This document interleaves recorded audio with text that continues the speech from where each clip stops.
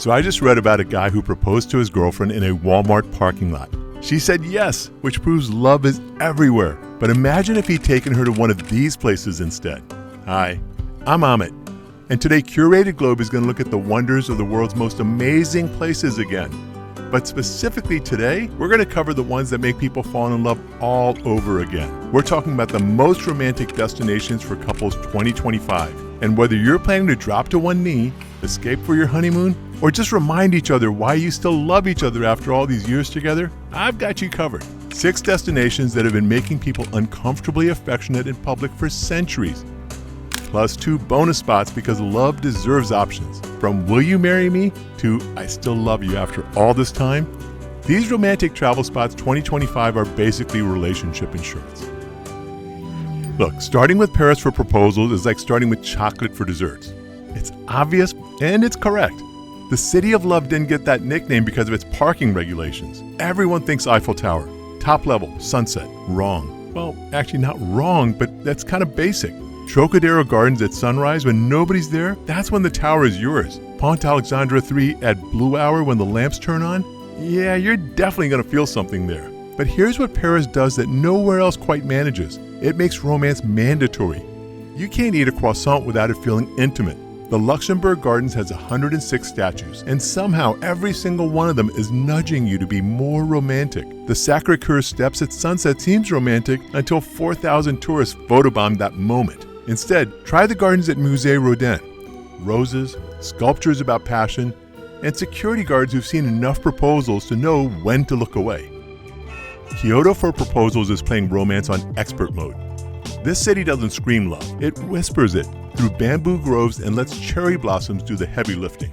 The Arashiyama Bamboo Grove early morning when the light filters through, you're proposing inside a metaphor for growth and strength. The Philosopher's Path during Sakura season, yeah, it's crowded, but when pink petals are literally falling on your moment like nature's confetti, crowds become the extras in your movie. The power move is to book a private tea ceremony at temples like Jiso Inn. You're kneeling for tea anyway, so you might as well multitask with the ring. The monks have seen it before and they're going to pretend to be surprised. Evening illuminations at Kodeji Temple make everything glow. Just remember, PDA in Japan is like wearing shoes indoors. Technically it's possible, but everyone is going to be disappointed in you. Save the celebration for private. The Japanese have been perfecting subtle romance for centuries. You can wait. The Maldives is what happens when Earth becomes paradise. It's 1,192 coral islands, and honestly, any of them could make you believe in soulmates or, at least help with really good photography. Underwater bungalows with glass floors so you can watch sharks while hanging out, that's romance with very mild danger, which psychologists say is actually good for bonding. Now that's going to become terror if you decide to jump in the water. One of these is not going to be a good option. The underwater restaurants where fish watch you eat fish, it's kind of weird, but when you're sitting 16 feet underwater having champagne, normal rules do not apply. Here's what the Maldives understands. Honeymoons need both together time and processing time. So couple spa treatments where you're wrapped in seaweed together because nothing says eternal love like joint algae therapy. And then private sandbank picnics where you're on your own island for a day. It's almost practice if society collapses. Ba Atoll between June and November has manta rays that come to feed. Hundreds of them. Just vibing in the water while you snorkel above. It's like nature's way of saying, hey look, even giant sea pancakes can find each other. If that's not a honeymoon goal, I don't know what is. Bora Bora is the Maldives' French cousin who went to art school. Same underwater bungalow game, but with a massive volcanic mountain in the middle. The lagoon has 7 different shades of blue, which sounds made up until you're there counting them like some hydro sommelier. Honeymoon packages include things like breakfast delivered by canoe, because walking to get food is for marriages that lack imagination. Four Seasons Bora Bora has glass-bottom tables in their overwater bungalows. You're eating breakfast while rays are actually swimming under your croissants. St. Regis has a champagne sabering ritual every sunset. Nothing says we're married now like ceremonially attacking bottles with swords. But here's Bora Bora's secret sauce. The locals actually like honeymooners. They'll teach you how to open coconuts, weave palm fronds into embarrassing hats, and they'll explain why their island is sacred while you're too sunburned to process mythology. The combination of French wine culture and Polynesian hospitality means that you're always slightly drunk and extremely welcome. But here's a warning though, every sunset in Bora Bora looks like God is showing off. Your camera roll is going to become 4,000 versions of the same sunset, each one somehow better. Your friends are going to start to mute your stories, but it's going to be worth it. Venice for anniversaries is genius because it's literally sinking, so it's romantic and metaphorical. Our love is like Venice, beautiful, complicated, and requiring constant maintenance. Skip the gondola at 2 p.m. with the 47 other boats though. Sunset gondola with the optional accordion guy who knows 3 songs but commits hard to all of them. The moment when you glide under the Bridge of Sighs and he tells you the legend about eternal love, your cynical heart is not going to stand a chance. Burano Island is where Venice keeps its colors. Every house looks like it was painted by someone in love or having a breakdown. Kind of the same energy, isn't it?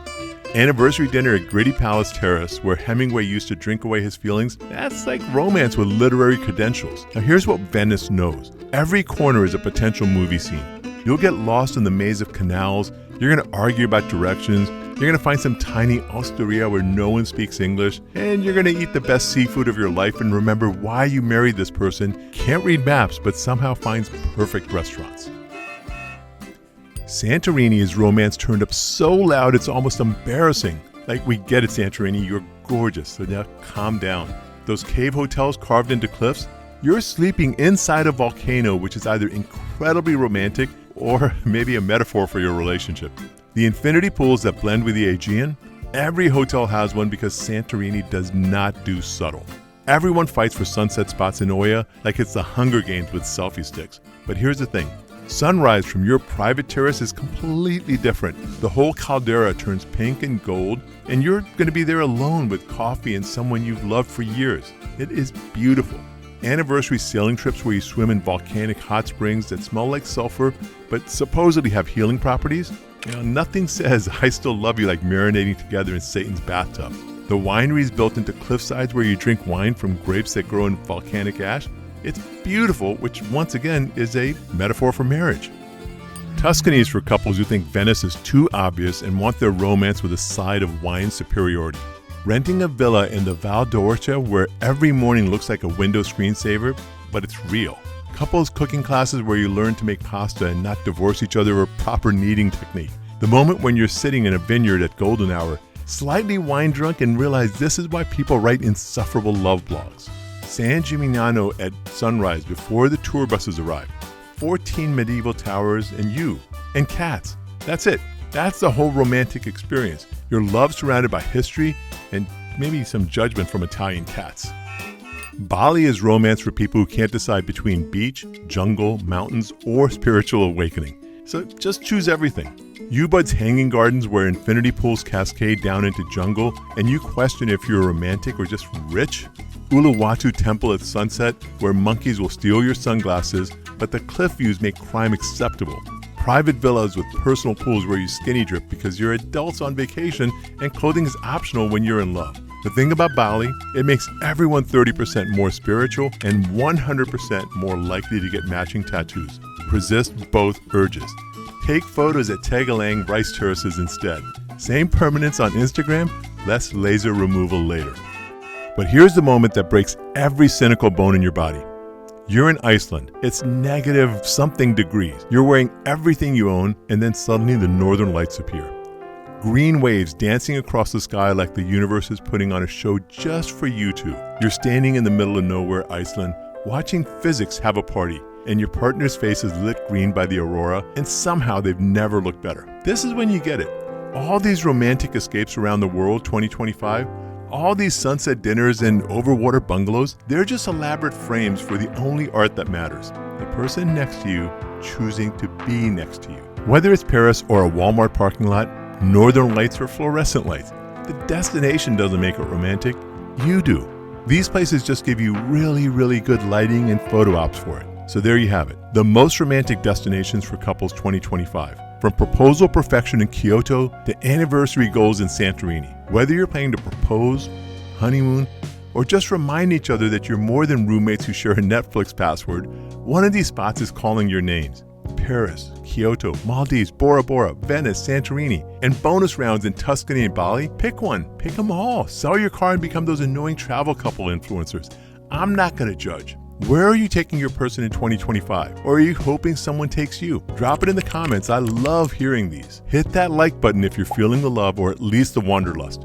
Subscribe for more content that makes you want to grab your passport and your person. Next, head to curatedglobe.com. We've got complete travel guides in ebook and paperback. Ciao and peace out.